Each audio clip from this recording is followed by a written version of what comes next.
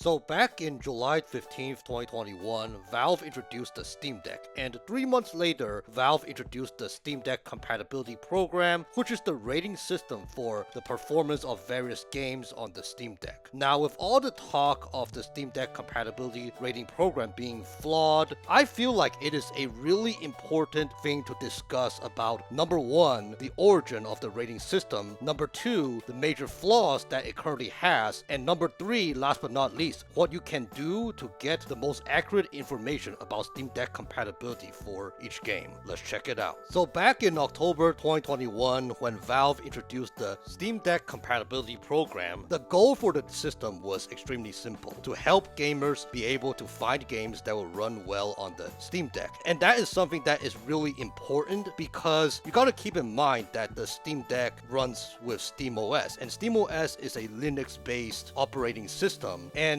with it being Linux, unless a game is natively compatible with Linux, or if it is compatible via Proton, the game will not be able to run on the Steam Deck. It will only be able to run on a Windows PC device. And also, with the Steam Deck being a handheld, it is obviously less powerful than a laptop gaming rig or a desktop rig. So with it being less powerful, as well as the software's limitation, gamers needed to know which games worked on the Steam Deck and which games did not work on the Steam Deck, which games will perform decently well, while which games needed to have some kind of adjustments, some kind of compromises to make the game be able to run on the Steam Deck. And so for the Steam Deck Compatibility Program, Valve decided to give 4 categories to label the performance and what to expect for the game if you were to decide to play the game on the Steam Deck. The first one is obviously verified. Now, according to Valve's webpage, verified means that the game will be able to run perfectly out of the box. You will not have to do any sort of tinkering. You will not have to adjust any kind of graphical setting, display setting, or anything. Even if you play the game with the default settings where you don't do any kind of tinkering, you just load the game and play, the game should be able to run perfectly fine. Now, as far as the playable rating goes, according to Valve, is that the game technically works, but sometimes you will have to be willing to do certain types of tweaks, certain types of tinkerings in order to enjoy the game. And that could include selecting a community layout for the button inputs, or using the touch screen on the Steam Deck from time to time, as well as sometimes you may potentially need to use a mouse and keyboard to play the specific type of game, especially some indie games where they are PC only and there is no community layout options, and where you will have to use a mouse and keyboard because that is the only way the game will recognize the controls. And then we also have the unsupported rating. Basically, according to Valve, it's self-explanatory that the game does not work on the deck. And then last but not least, there is also the unknown, which is the question mark icon, where there is no data from Valve about whether or not the game will work or not. There's no guarantee on Valve's end the game could work, but at the same time, it is not tested by Valve. Now, to help people out even more, as you navigate each game on Steam, you can go to the right side and select details, and that basically gives you more information about why a Steam game is labeled a specific rating. For example,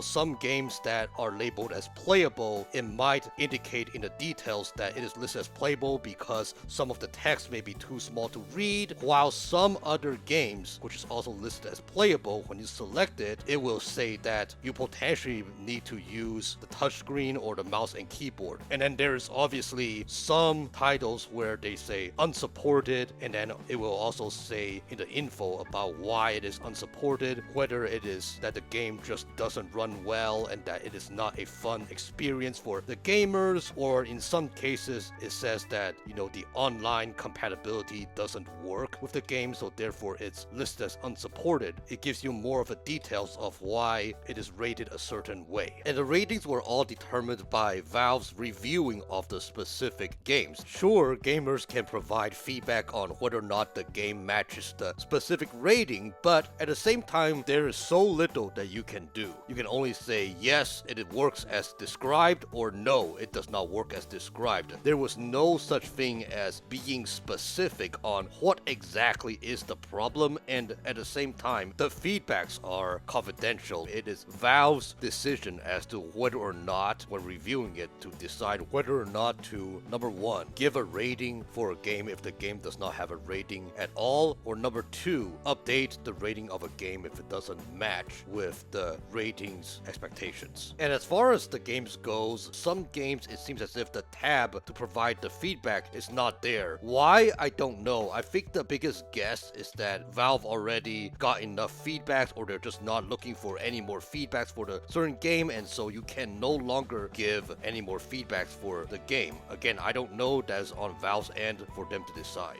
Now, despite Valve giving the privilege for feedback for certain games and Valve claiming that they review every single game on the Steam Deck, there are so many instances of games where the rating just does not seem accurate. There are some games in which Valve claims the game to be verified, yet when I play the game, I feel like the game at most deserves only a playable rating, while there are some games, on the other hand, where Valve rated as playable, but I feel like the game should be verified. For example, Hellblade: Senua's Sacrifice. That game, it is a really great game about psychosis, about raising awareness of psychosis in this dark world with Norse mythology. It is a really great game that I will most likely do a review for the game later on, but basically for that game, it is listed as verified. However, when I tried playing the game, I noticed that I had to adjust certain settings in order for the game to run properly. When I loaded the game, even in the beginning, I kid you not, the frame rates dropped to a single digit, and it was basically unplayable in the beginning, and I had to really try to adjust the default settings to make sure the game was able to run. Now, as far as tinkering goes, it did make the game run. It made the game smooth. It made me have the ability to play the game, to progress in the story, but even with that, I also see some parts of it where things just flicker and get a little blurry. Even though that is a minor thing, it doesn't happen often. It only happened, I believe, once or twice in the game. But still, as far as the game goes, to say that Hellblade: Senua's Sacrifice, in my opinion, that it is verified, to me, that is really much of a stretch. Because if you are somebody who is new to the Steam Deck ecosystem and you are somebody who is not experienced in tinkering or changing the graphical settings, if that is not your habit, if you are somebody who just wants to hop into a game and enjoy it, treat it as if it is a plug and play, which, by the way, in my opinion, the Steam Deck does a really good job in maintaining that as a PC handheld. But if you are somebody who is like that, who just wants to go straight into the game, and where you see on Valve's webpage that verified means that it just runs well right out of the box in its default settings, then you will be extremely disappointed and feel extremely misled by the information. So in my opinion, Hellblade: Senua's Sacrifice should be listed as playable instead of verified. Now, as far as a game in which it's marked as playable, but at the same time, I feel like it should be marked as verified, is Ori and the Will of the Wisps. Ori and the Will of the Wisps, when I played it, I really loved it. It had a really smooth experience. I play on the Steam Deck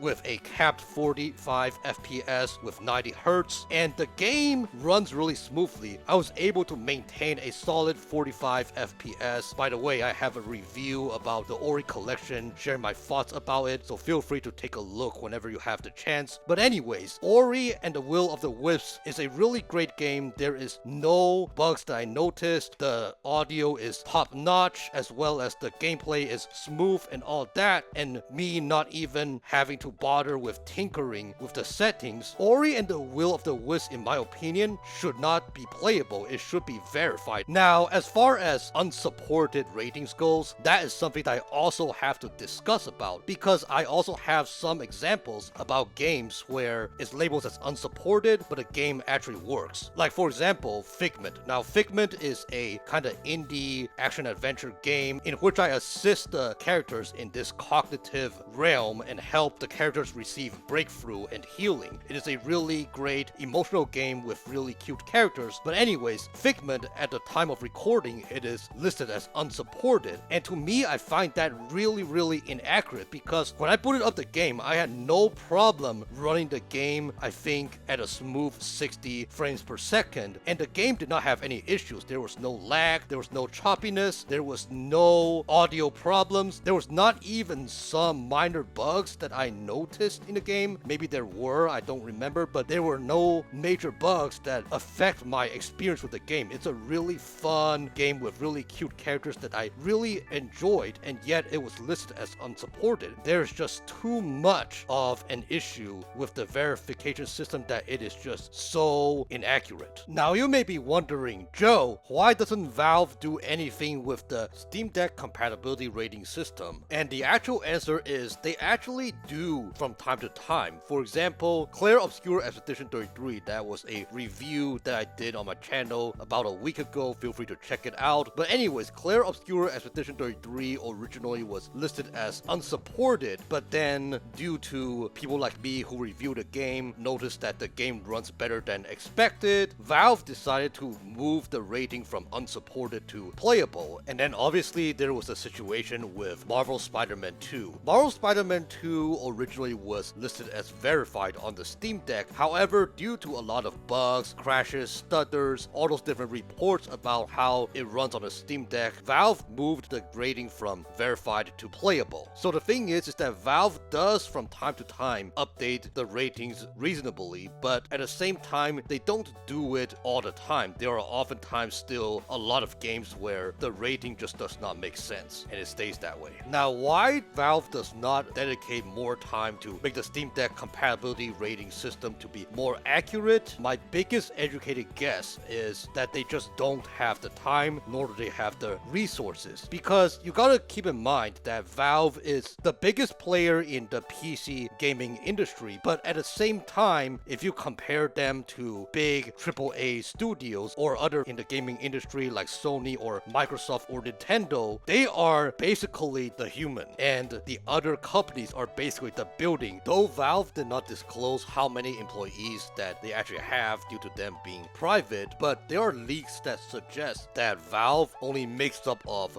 around 350 employees. And that is something that is significantly less than any other AAA gaming studio or even Sony or Microsoft, which consists of tens of thousands or even hundreds of thousands of employees. So my point behind this is that I personally feel like they just don't have the time and enough resources to do so, which in my opinion, that is not something that should be the biggest priority, because Valve's main job is to make sure that SteamOS runs well on the Steam Deck. That is their responsibility, to make sure that SteamOS as well as Steam, they all run properly. There are other matters that are much more important, and when you have a smaller pool of employees where you divide the workload to do different stuff, when you have a limited amount, you have to really prioritize on what stuff is considered more important and what stuff is not as important. That is just something that is really important to note. Sure, it would be nice to make the Steam Deck compatibility program as accurate as possible, but at the same time, when there are other stuffs that go as a priority and where you have a limited amount of employees, then you really have to prioritize on the more important tasks. The tasks that are more important, they yield the most profit. Because the thing about the Steam Deck, I have to say, is that even with the flawed Steam Deck compatibility program, people are still buying Steam Decks. It's not like the Steam Deck compatibility program causes people to buy the Steam Deck. No, people buy the Steam Deck because they want to have a handheld. They want to be able to carry their PC games on the go. They want to be able to enjoy some of the best games that they have in their Steam library within the palm of their hand. Steam Deck compatibility program, sure, that is a great bonus for it. It is like the icing on the cake, but at the same time, it is not a make or break. But now that I addressed the problems with the deck compatibility system, I feel like it is about time that we discuss about the solutions. How can you find the most accurate information about Steam Deck compatibility on a game? And I will say this, use ProtonDB. Okay, ProtonDB, it was a community passion project created forum that was released back in October 2018. So yes, way before people even knew the Steam Deck was even gonna be a thing. And ProtonDB's goal was also simple. It was to provide information on how games will perform on Linux as a whole. However, what made ProtonDB as something that is considered more valuable and more accurate is that, as opposed to the Steam Deck compatibility system from Valve, where Valve just lets you provide a simple feedback and basically they themselves decide on the rating of the game, as far as ProtonDB goes for each game,